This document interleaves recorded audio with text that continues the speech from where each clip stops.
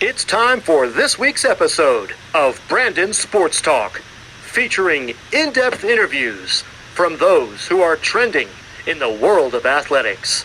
And now, here's the host of Brandon Sports Talk, Brandon Pate.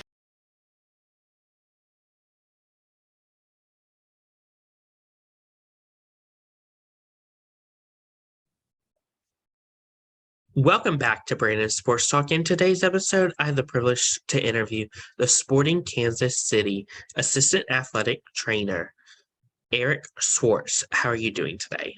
Yeah, I'm doing good. I appreciate you having me on today, Brandon. Excited to chat with you a little bit here.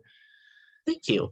Can you talk about how you knew that you wanted to start working in professional sports as an athletic trainer?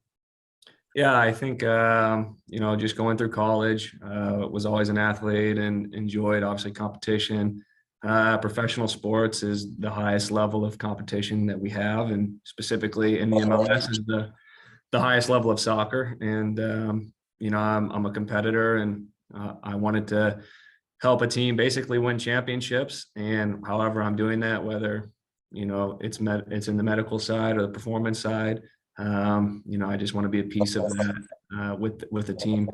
So that kind of drove me into the professional world where, every day I come in, I have a chance to help our team potentially win a championship. Of course, what was it like studying at Arkansas in athletic training? You said studying at Arkansas? Mm-hmm. Yeah, so I got my master's degree at the University of Arkansas. It's one of, I think, the best programs out there as far as a master's program in athletic training. They have amazing facilities. Being in the SEC, there's a lot of money there. We had some awesome professors that I'm still really close with. So I feel like I was able to get a really, really good education. And then I also met a lot of my classmates. Our cohort was close, and we've stayed close. So was able to bounce ideas off of them going through college, was able to learn from them and kind of created these friendships that have still lasted. And I believe that drove all of us to become better clinicians while we were in school. And then, on top of that, just enjoyed being at a SEC school where, there's big time sports, again, like nice facilities. And really, it's a good area. Fayetteville, Arkansas is a lot nicer of an area than people might give it credit for. So enjoyed it quite a bit. Would not go anywhere else if I could go back. And so, and that was a 2.5-year program that we were there for. Yeah, was that? Yeah, 2.5, 2016 to 2018. So, I thoroughly enjoyed it, and that was my graduate school. I actually went to undergrad at a different college in Illinois, SIUE. And also enjoyed that. So happy with my college selections. And again, I feel like I came out of Arkansas with a really good education and a very good chance to pursue professional sports with the connections that they had. Of course, while being a student of athletic training at Arkansas, what were some of the sports that you covered in your time? Yeah, good question. I covered volleyball. I covered men's football. I kind of helped here and there with women's soccer, but I never had an actual clinical rotation with them. I worked at a neighboring high school called Harbor, really nice high school. And then I worked at a shoulder clinic called 201, Train, Recover, and Move, with some excellent clinicians there. So shout out to 201. And those are my 4 rotations while I was at Arkansas. While also at Arkansas, how did obviously being in the SEC and having Arkansas in the SEC helped you to know you wanted to eventually become a professional athletic trainer on a professional level? Yeah, I think that SEC football is equal to professional sports, right? It's the same pressure, the same amount of money and time, and everything that goes into it is essentially like a professional atmosphere. On top of, you get these connections, whether it's athletic trainers, strength conditioning, coaches, you gain these connections that can help you move to that next level. But yeah, I would say it's incredibly similar. SEC football, or even really Big 12, Big 10, whatever it might be. College football is as close as you can get, I think, to professional sports. And so, working in that environment, that high pressure environment, you kind of feel you can feel it out of whether or not that's the route you want to take. And some people that work football love it so much they want to stay within football. Other people don't like it as much, but it doesn't mean that they won't like professional sports. It's just that football can be it's its own animal. It's intense. It's a lot of hours, and but it can be fun. And game days are a lot. So. Of course, what was it like figuring out that you wanted to work in soccer as an athletic trainer and getting your first job at DC United? Yeah, DC United. I grew up playing soccer. I played a lot of sports. I ended up having a couple connections through Arkansas that knew people who worked in the MLS. I reached out to them, had conversations. It sounded like something that was interesting to me. I think ultimately getting an offer from a professional team drove me to pursue, like, yeah, I definitely want to give soccer a chance here. Knowing the game, playing it, I figured I would like it. And then honestly, after one day of getting to DC United and working with their first team, I knew I was going to love it.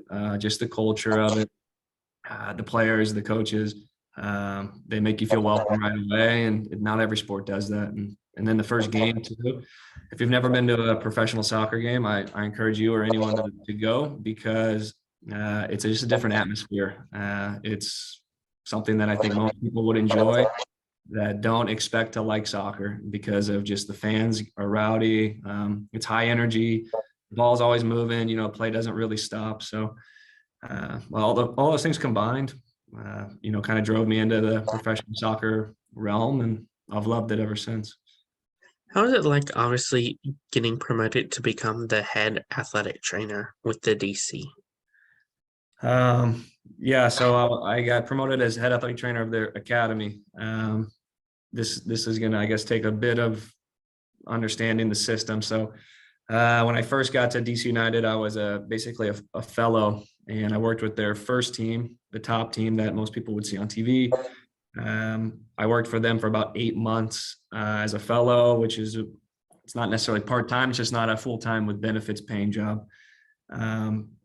After that season, I did well, and they wanted to keep me on their staff. So they promoted me to that academy position, which as a young aspiring athletic trainer was a great starting spot for me.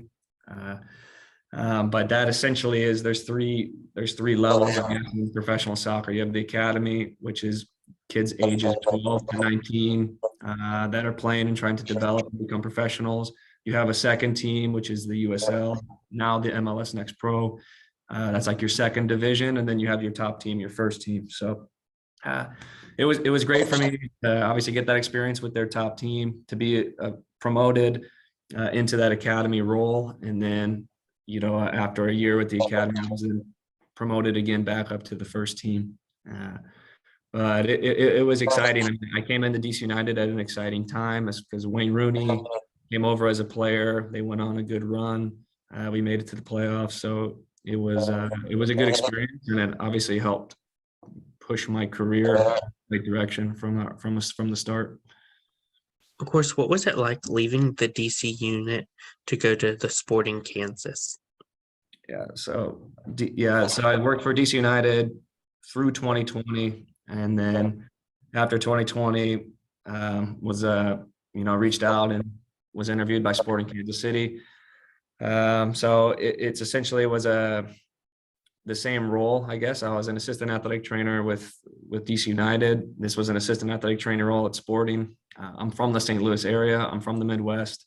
This was a chance to be closer to home with a club that I've only ever heard good things about, as far as the facilities, the culture. This is a team, if you look, has had extreme success over the last 10, 11 years. I think 10 of 11 years, they've made the playoffs. They've won 5 championships in that time. So for me, it was, a chance to be closer to home, be at regarded as one of the best soccer facilities in the world, and then, have a chance to hopefully win championships. So, I had a good opportunity. I took it, and, I'm really happy with where I am now. I have really, really good clinicians and staff around me, and I did as well at DC.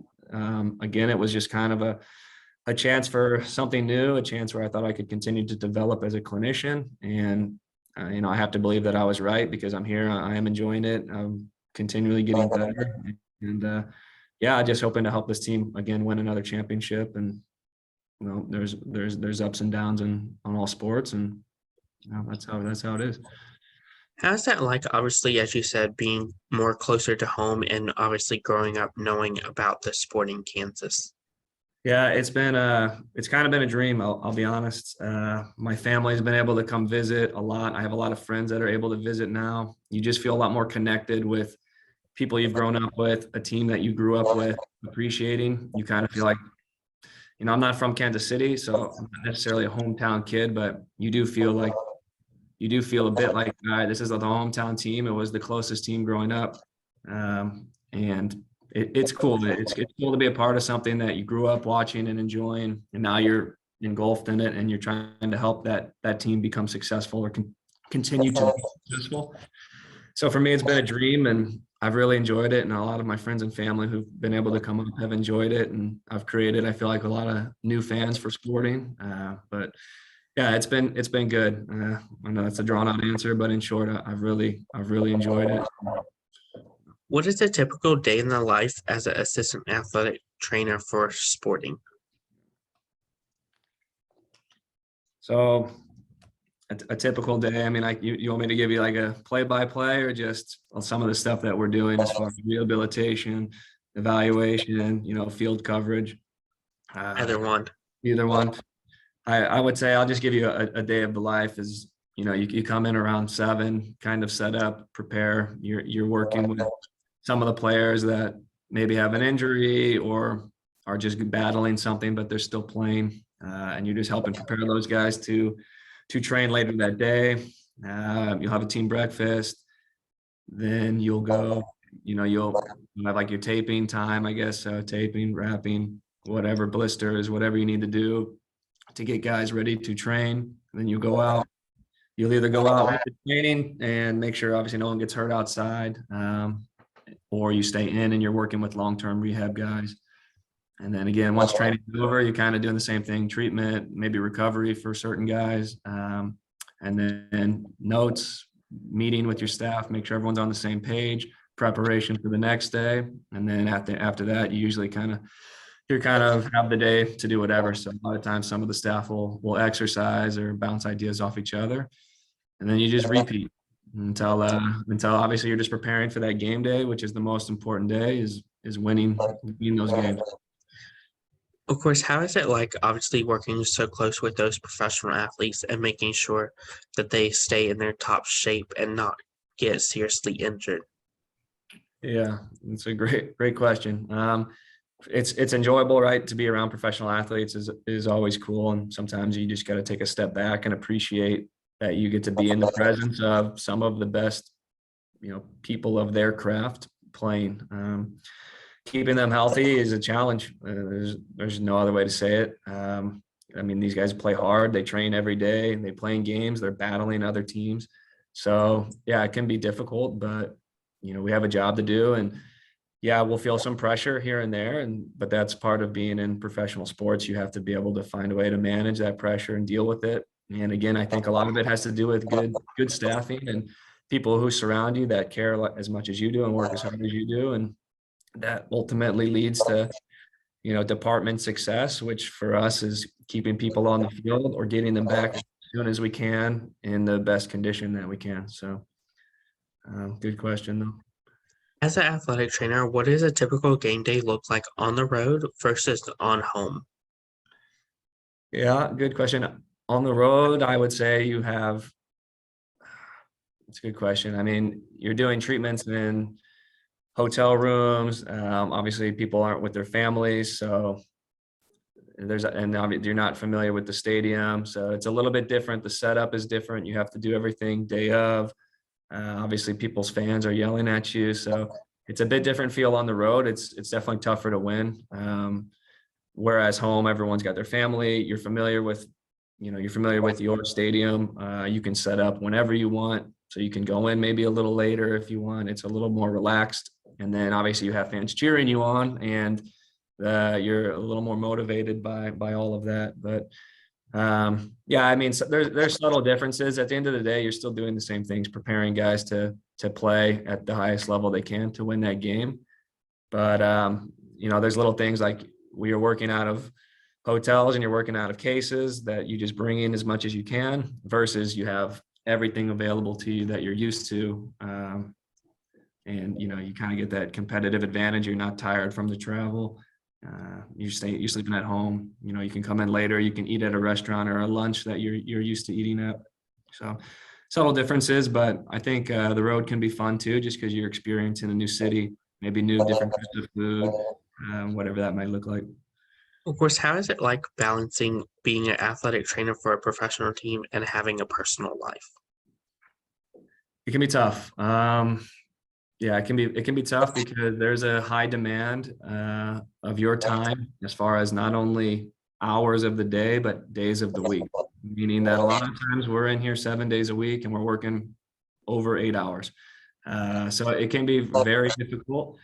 I think, again, I'll go back to having a good staff that supports you. And if you need a day or if you need, to get out early to see family or to whatever that may look like for you, whether it's your own mental health or your own sanity, you just have people that are there to back you up and, help pick up whatever maybe you needed to finish. And so, yeah, that's a good question. It's tough. I would say professional sports and actually just athletic training in general, the work-life balance is tough, but you just have to surround yourself with a culture and with people that are willing to support you if you need that time. And, the other piece of it is a lot of people in professional sports love what they're doing and it doesn't feel like work a lot of days. And so, you can appreciate still coming in, but yeah, it's a great question. And honestly, a lot of us personally need to do a better job of finding days to take off and to lowering our hours, but it's a work in progress. And I think we'll continue to strive for that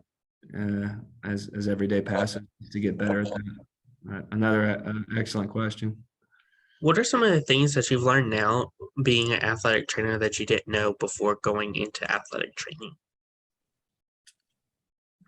Yeah, that's a good question. I mean, there's a lot as far as the actual clinical, I didn't know much at all going into the profession. I didn't know our muscles inserted and attached and what they do and tests that can tell you if you have a ligament or if you don't have a ligament.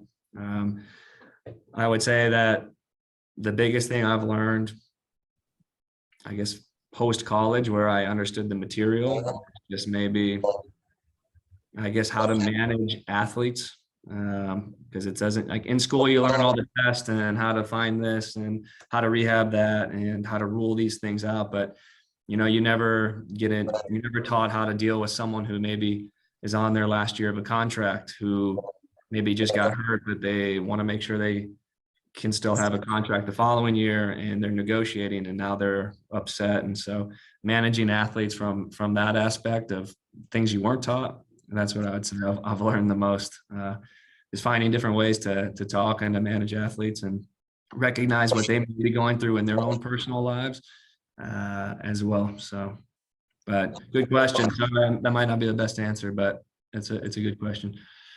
How has obviously being an athletic trainer during COVID and having to do with players' mental health and making sure that their mental health is good? Yeah, I mean, I think the easy way to answer that would just be that the MLS, for us, we have certain protocols that we had to follow, and just trying to be as positive as you can while we were going through that, making sure we were doing everything the right way through our protocols, trying to keep people healthy first and foremost, and then just staying as positive as we can and whatever that might have looked like. So, sending workouts, doing whatever you could, sending games, it doesn't matter, just trying to stay in touch with everyone and see how they were doing. But I won't lie, I mean, I think for the whole world, right, it got a little dark there during COVID. It can be depressing, but I think we found ways to manage it as best we could, whether it was through exercises or just staying in contact with everyone, keeping people positive. And the second we were, restrictions were lifted, we were able to try to take advantage of it and bring people together as safely as we could that, kept people going. So, yeah, but it wasn't easy, that's for sure. For my listeners that would like to go into athletic training, what are some of the things that they need to do in college? What was the beginning you said? For my listeners that are looking to go into this athletic training, what are some of the things that they need to do in college to prepare them? So if you mean like some people who are wanting to go into athletic training to get into college for athletic training, or you mean what do they need to look for to get into professional sports? First into college and then getting into professional sports.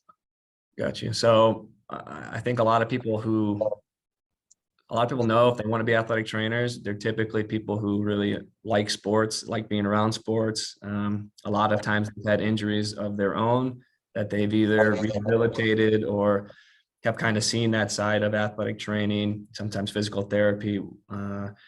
And then a lot of times they've shadowed and really realized like, yeah, this is the route I want to go. So my advice would be, well, you need to take some type of kinesiology, exercise science, exercise phys, something along those lines in your undergrad. If it's not an undergrad that just has the athletic training all the way through, which is a lot of places are now going into this. You can choose athletic training from the beginning. But if they don't, you'll need to be in some type of exercise science. And then I would suggest shadowing or reaching out, having conversations with those in the profession to make sure that's the route you want to go and to hopefully gain a little bit of that experience so that when you are applying for these grad schools or to get into these athletic training programs, you have some shadowing hours, you have a base knowledge of, whether it's muscles, injuries, healing timelines, something along those lines so that you have an idea, or maybe even taping just so you've seen it. And that way, when you come in, you're not completely blindsided by the content that you'll be getting as an athletic training student. And then what was the next question? What would you advise them to do when wanting to get into professional sports?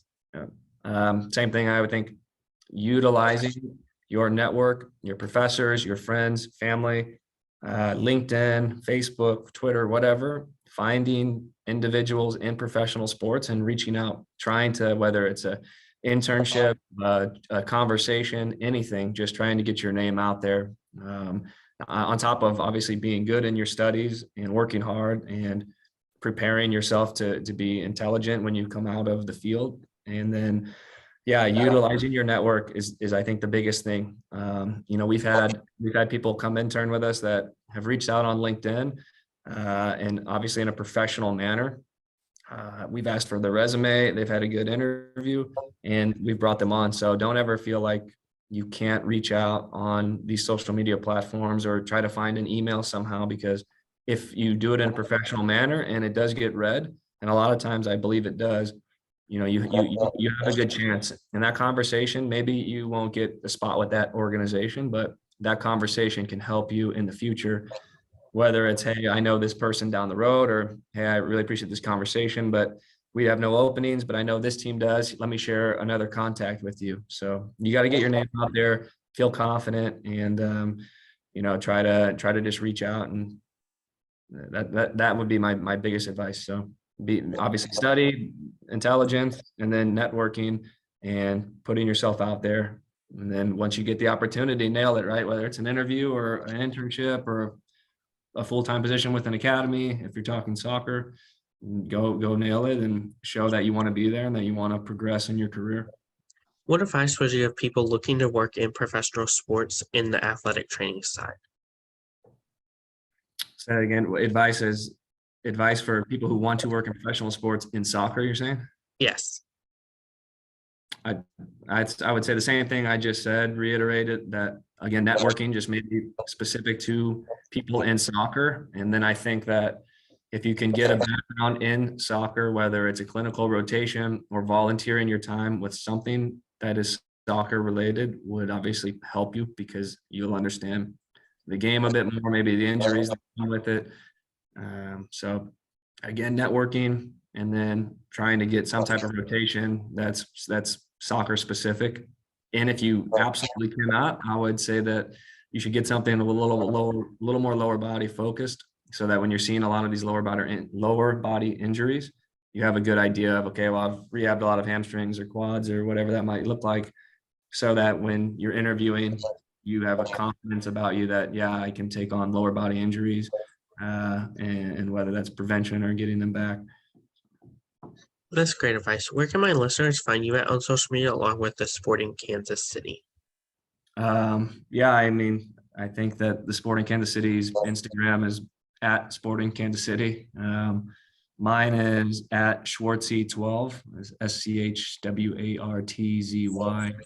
I think maybe it's an underscore one too. Not 100% sure, but that's probably the same for all my platforms, Twitter and everything. But yeah, feel free to follow me. And for those that are listening, if they ever have any questions and they want to reach out, they can reach out through that. And, I'll definitely try to find time to talk with them. Because we believe, especially at this club, we believe in trying to bring people in when we can and help educate them so that they have a chance to hopefully work as well into sports. Thank you again, Eric Schwartz, for your interview, and best of luck in your future in the Sporting Kansas City as an assistant athletic trainer. I really appreciate it. Thanks for having me on. You can find Brandon Sports Talk on Facebook at Brandon Sports Talk, Instagram at Brandon Sports Talk, Twitter at Talk_Brandon, and you can find me on LinkedIn at Brandon Sports Talk. Don't forget to like, comment, and subscribe. Thank you again, Eric, for your interview, and best of luck in your future. You've been watching Brandon Sports Talk. Please feel free to like, share, and subscribe to Brandon Sports Talk on social media and on YouTube.